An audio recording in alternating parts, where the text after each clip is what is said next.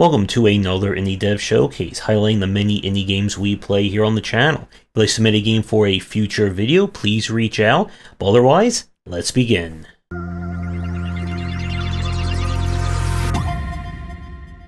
For our first game of the showcase, this is Endling, Extinction is Forever. We play as a Muller fox who is the last fox on the planet after what appears to be an environmental disaster. And it's up to us to raise and care for our cubs.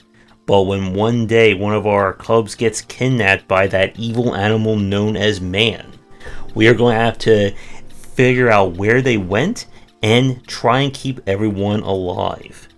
So this is a kind of stealth survival-ish kind of game that combines both the incredible stress of trying to make sure you have enough food and resources for each night, with the stress of trying to care for your cubs and family at the same time.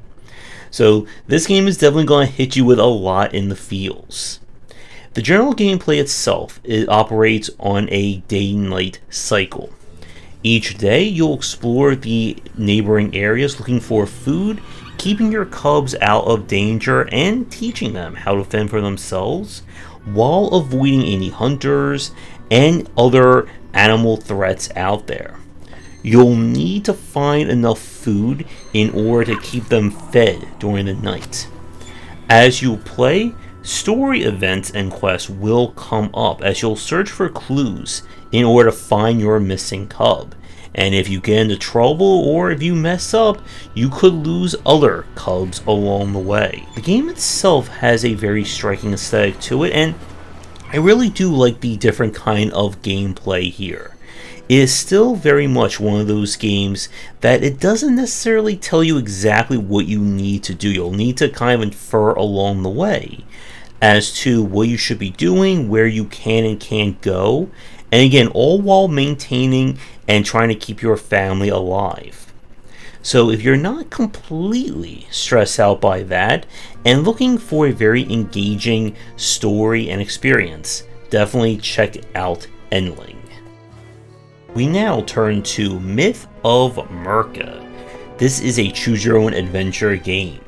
When you crash land in the middle of the wilderness, you soon discover magical threats, evil forces, and even a military operation standing in your way of surviving. This is classic choose-your-own-adventure style, where many ways of dying and only one way of succeeding. Now, one thing to keep in mind about the art that you're seeing is that after we covered this game on stream, developer went and redid all the art and visual panels for each page. So what you see does not represent the current version of the game.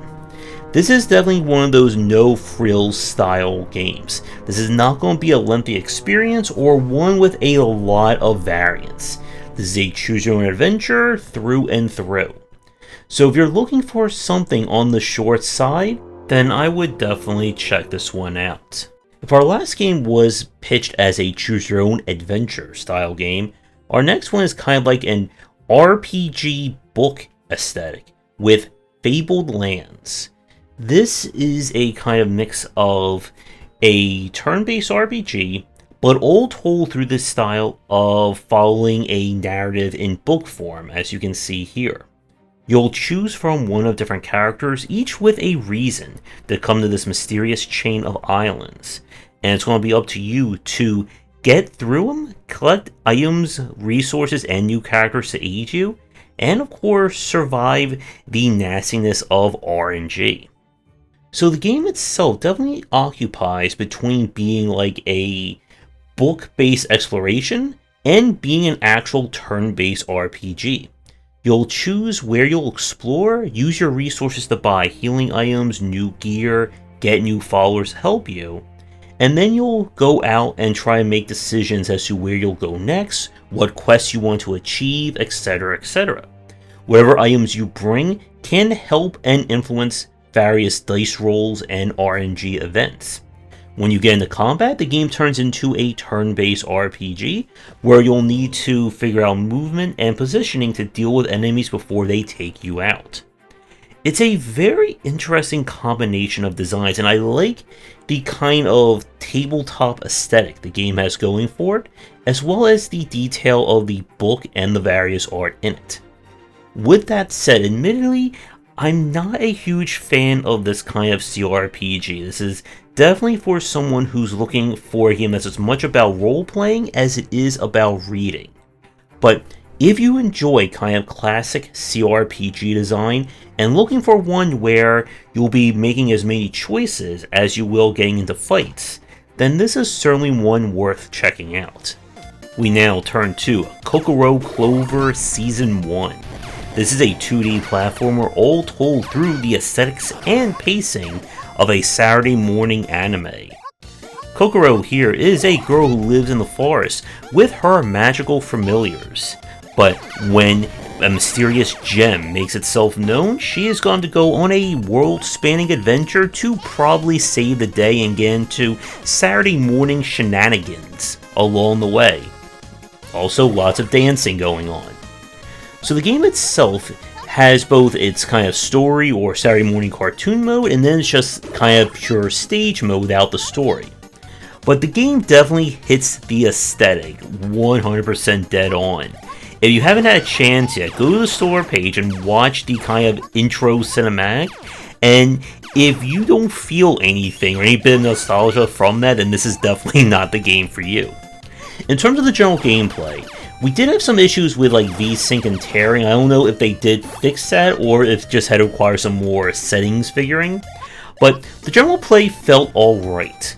You'll be able to switch between different forms, that is her kind of different outfits. This determines what kind of projectiles she'll use, and enemies will have different strengths and weaknesses accordingly.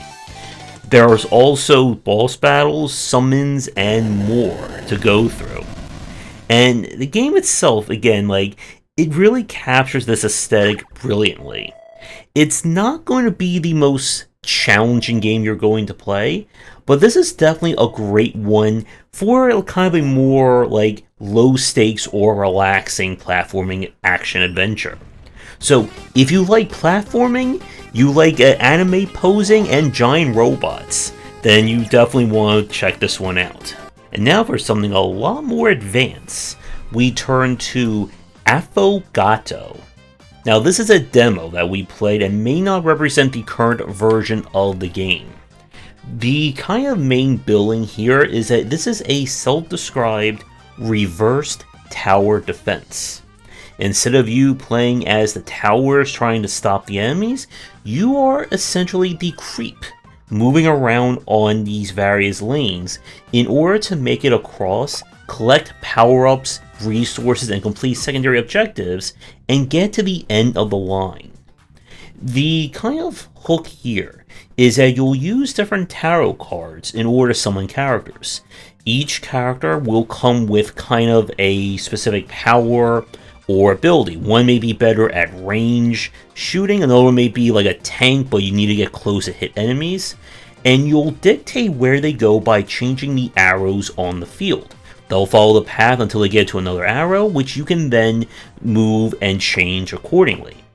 There are boss battles, and the game also has kind of like a visual novel slice of life element, as our main character is under disguise working at a cafe, where she's secretly a sorceress in real life. So there's something here if you're looking for a very different kind of game. It can be a little chaotic to play, especially during the boss battles, when you need to manage not only what the boss is doing, but which characters you're going to pull out, where you're going to send them using the tiles, and there's a lot going on here that may not meet the eye as what you're seeing here. But there is certainly potential here as another very differently styled game in terms of its gameplay, and one I'm looking forward to playing more when it is released. For our last game of this episode, this is Genesia. Hopefully I didn't butcher that too badly. This is a very interesting mix. We have VS-like Bullet Heaven, meets roguelike, meets deck building, and with persistent levels and progressive difficulty to boot. Not quite sure what the story here in this one. All I know is that We are in very big fields, lots and lots of enemies are trying to kill us, and we are going to have to pew pew and any other sound effects you can imagine to stop them. The hook of this one is definitely in the variety of cards, builds, and persistent elements that the game has in store. As you kill enemies, you'll collect gold and experience. Every time you level up, you'll choose from one of 3 randomly chosen cards, with more unlocked as you play through the game, complete achievements, objectives, challenges, etc. The cards themselves will come in varying elements, including equipment cards, which are kind of like your passive artifacts, new weapons, and so on. There are also cards that will kind of lock you into certain paths or built to define certain builds. When you beat a run, you unlock kind of like the next world tendency aspect, making the game harder, granting you more rewards, and giving you more features. There's a very extensive persistent element. As each world that you clear, you'll unlock another sheet of passive upgrades that you can spend your hard-earned gold and persistent currency on. So the game definitely has like a lot more going under the hood than you might expect out of a Bullet Heaven style game. I really did enjoy this one. While it doesn't have kind of like the equivocal loot that we're kind of seeing new ones doing in kind of the vein of an ARPG or Diablo, Rogue Genesia definitely represents like I think so far, the best combination of Bullet Heaven and roguelike design that I've seen. The footage that you are seeing right now is taken from the demo that was released before the game went into early access, but I have since played it while it was in early access. So what you see may not represent the current version of it. The game has received several updates already, adding in new features, cards, and more. But all in all, this is a very impressive take. And if you're not tired of Bullet Heavens just yet and looking for a little rogue to go in with them, then I highly recommend this game. That's going to do it for today's video. Thank you so much for watching. Be sure to do the YouTubing stuff people tell you to do. If you're interested in more of my thoughts on design, check out my books wherever they are sold. Visit our Discord and Patreon, and come back for daily discussions on game design here, and on game wisdom, where you some of the art and science of games.